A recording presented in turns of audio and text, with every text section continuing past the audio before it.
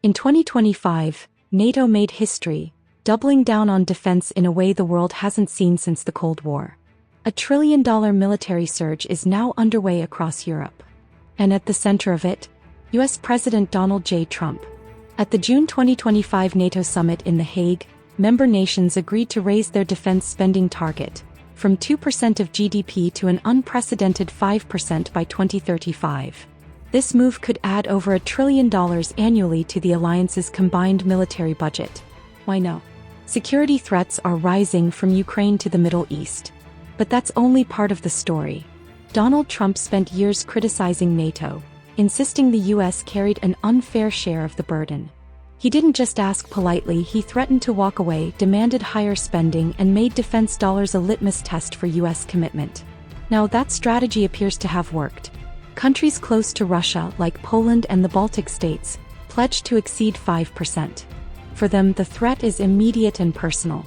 Germany, France, and the U.K. are increasing defense budgets, though rising costs and political headwinds pose real obstacles.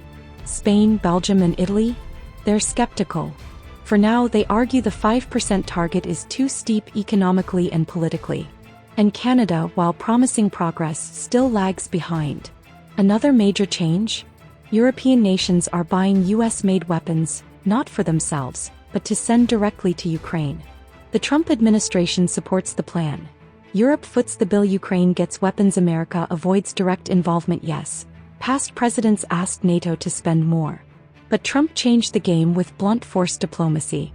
He didn't just request help. He threatened to withhold American protection unless allies paid their fair share. That gamble? It forced action. Today, defense budgets are rising across Europe, and NATO is strengthening in ways many thought impossible just a few years ago. Let's break it down. Whether you support him or not, the numbers don't lie.